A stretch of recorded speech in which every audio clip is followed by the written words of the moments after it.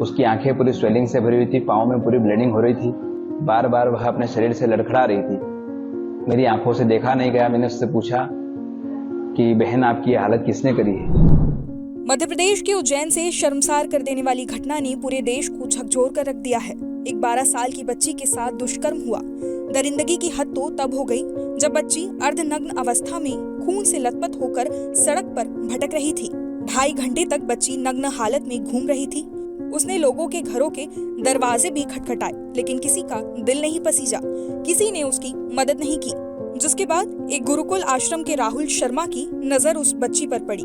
उन्होंने मसीहा बनकर उस बच्ची की मदद की। उन्होंने बताया कि बच्ची के पैर खून से लथपथ थे और हालत बेहद बुरी थी। उन्होंने क्या कुछ कहा, आप भी सुनिए। बालिका जिसने नीचे कोई वस्त्र धारण नहीं कर रखा है, अपनी आंखों से देखा नहीं गया। मैंने तुरंत, जैसे अभी आप देख रहे हैं वीडियो में कि ऊपरी वस्त्र ही धारण कर रखा है, उसी प्रकार एक ऊपरी वस्त्र धारण कर रखा था। मैंने तुरंत अपना वस्त्र निकालकर उस बालिका को दिया, जिससे उसने अपना शरीर ढका।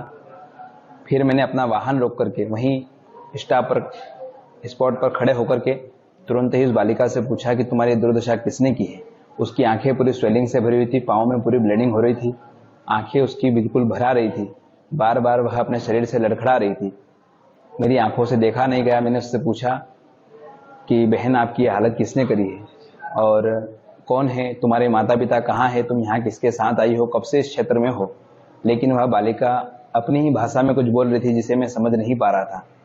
बार बार वह कुछ बोलने का प्रयास कर रही थी, लेकिन मैं समझ नहीं पा रहा था। 2-3 बार मैंने पेन कापी भी उसके हाथ में दिया, यदि मैं समझ नहीं पा रहा हूँ या तुम बोल नहीं पा रही हो तो इसमें लिख करके कुछ बताओ। यदि अपने माता पिता का मोबाइल नंबर जानती हो तो मेरे मोबाइल का मैंने कीपैड निकाल करके दिया कि इस पे लगा करके बात करो, या आप पेन डायरी में लिख करके मुझे बताओ। लेकिन वह बालिका उस विषय में मेरी कोई मदद नहीं कर पाई। मैंने उससे पूछा कि बेटा भूख लग रही है। उसने कहा हाँ, मुझे भूख लग रही है। ऐसे हाँ का उसने संबोधन किया। मैंने तुरंत अपने आश्रम में जो स्वल्पाहार में दलिया नमकीन बना था वो बुला करके उस बालिका को दिया खाने के लिए। चाय पिलाई, जल पिलाया, कुछ नकदी पैसे भी उसको मैंने सहयोग रूप में दिए। लेकिन मेरा विश्वास माना नहीं कि मैं इसको सुनी छोड़ दूं, इसलिए मैंने तुरंत हेल्पलाइन नंबर 100 पर कॉल किया। 2 बार मेरा वहाँ कॉल कट हुआ। तीसरी बार हमने महाकाल प्रशासन महोदय में कॉल किया। वहाँ से मैं महाकाल थाने का नंबर मिला, महाकाल थाने में कंप्लेंट दर्ज करवाई। वहाँ से उन्हें पुनः मुझे 100 कॉल पर संपर्क बनाने के लिए कहा। 100 कॉल पर किया। वहाँ से पुलिस की गाड़ी करीब 20 मिनट की में मेरे पास पहुंची। उस बालिका को मैंने पुलिस प्रशासन के हवाले सुपुर्द किया ताकि आज वह बालिका सुरक्षित है। देखिए, उसकी स्थिति देख करके क्या लगा था, जो है कि सभी को पता है कि वह बालिका पूर्णतः अत्याचारों के, दुष्टों के अत्याचारों में वह पूर्णतः से घिरी हुई थी। लगता है कि भगवान की कृपा से उसका शरीर बचा है। कहीं न कहीं उसका कोई पुण्य आड़े आया, क्योंकि दुष्टों ने तो लगता है कि उसको मारने की भी साजिश रची होगी। जिस प्रकार से उसका चेहरा देखा जा रहा था कि बालिका कहीं से बहुत दूर से भग करके हमारे पास पहुंची है, तो उस विषय को हम लोग बता नहीं सकते अपनी आंखों, अपने मुंह से कि उस बालिका के साथ में उन लोगों ने क्या अत्याचार किया था।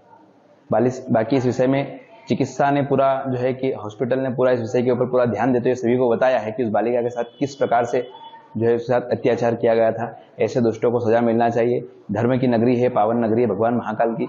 यहाँ और पूरे देश में इस धराधाम पर यह भगवान कृष्ण की नगरी है। यहाँ किसी प्रकार का भी जो है कि ऐसा गलत कार्य करने वालों के लिए हमेशा मृत्युदंड ही तय होना चाहिए, क्योंकि आज पुलिस प्रशासन का भय लगता है लोगों में नहीं है। उसी के कारण तो आए दिन हम ऐसे केसेस देख रहे हैं। कुछ 4 महीने पहले भी हम लोगों ने सुना था और देखा भी था कि 4 साल की बच्ची के साथ भी ऐसा ही जो है कि द्युत कार्य देखने में हम लोगों के आया था।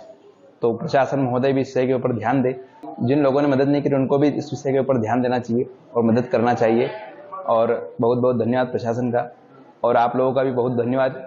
इस आश्रम का नाम दंडी सेवा आश्रम है। मैं अपने आश्रम से बाहर कहीं जा रहा था इमरजेंसी में, मेरी गेट से 20 फीट की दूरी पर उस बालिका को मैंने उज्जैन की ओर आते हुए देखा।